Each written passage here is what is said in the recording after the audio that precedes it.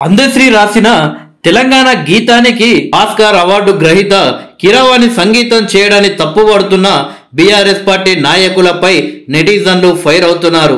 కళకు హద్దులు సరిహద్దులు ఉండవని నిరూపించి తన సంగీతంతో యావత్ ప్రపంచాన్ని మెప్పించి ఆస్కార్ లాంటి ప్రపంచ ప్రఖ్యాత అవార్డు దక్కించుకున్న కీరవాణి సంగీతం కోసం నేడు ప్రపంచ దేశాలే పోటీ పడుతున్న తరుణంలో ప్రాంతీయాలకు కళకు ముడిపెట్టి రాజకీయ ఆనందం పొందుతున్న మహా మేధావులారా ఇప్పటికైనా బుద్ధి తెచ్చుకోండి అంటూ బీఆర్ఎస్ పార్టీ నేతలపై ఫైర్ అవుతున్నారు నెటిజన్లు. మీరు పరిపాలించిన 10 సంవత్సరాల్లో అన్ని ఆంధ్ర వాళ్ళకి అప్పజెప్పి ఇప్పుడు రాష్ట్ర గీతానికి ఆస్కార్ అవార్డు గ్రహీత సంగీతాన్ని ఇవ్వడం కూడా తప్పు పడుతున్నందుకు సిగ్గు తెచ్చుకోండి అంటూ బీఆర్ఎస్ పార్టీ నాయకులపై ఫైర్ అవుతున్నారు. గోదావరి జిల్లాలకు చెందిన చిన్నజీయన్ను తీసుకువచ్చి తెలంగాణ ముఖ్యమంత్రి పీఠంపై కూర్చోబెట్టి కేసీఆర్ సాష్టాంగ నమస్కారం చేసినాడు. మీ గుమస్తకు తప్పు కనిపించలేదు. యాదగిరిగుట్ట పునరుద్ధరణకు ఆనంద సాయితో డిజైన్ ను రూపొందించినప్పుడు గుమస్తకు తప్పు కనిపించలేదు.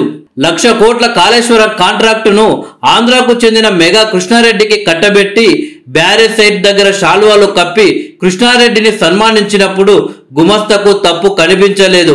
స్పెషల్ ఫ్లైట్ లో ఆంధ్రాకు పోయి రోజా ఇంట్లో చేపల పులుసు తిని కృష్ణా నీళ్లతో రాయలసీమను సస్యశ్యామలం చేస్తానన్నప్పుడు గుమస్తకు తప్పు కనిపించలేదు.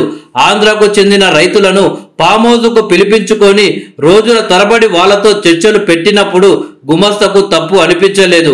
కానీ భారతదేశ కీర్తిని ప్రపంచ వేదికపై సగర్వంగా ఎగురవేసి ఆస్కార్ అవార్డు సాధించి తెలుగు జాతి కీర్తి పతాక ఎగురవేసిన కీరవాణి మన రాష్ట్ర గీతానికి సంగీతం సమకూర్చుతుంటే అది తప్పట. కీరవాణి గత 40 ఏళ్లుగా హైదరాబాదులోనే నివసిస్తున్నారు. ఆ మాటకు వస్తే బీహార్ మూలాల్లో ఉన్న కేసీఆర్ ఈ మాట మేము అనడం లేదు.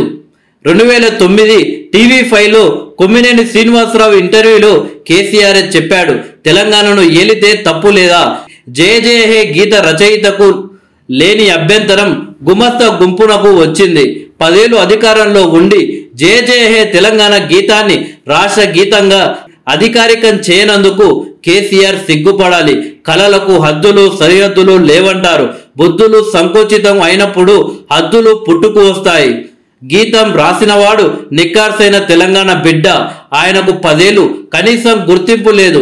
ఇప్పుడు ఏడుపెందుకు కేసీఆర్ అంటూ కేసీఆర్ పై ఫైర్ అవుతున్నారు నెటిజన్లు.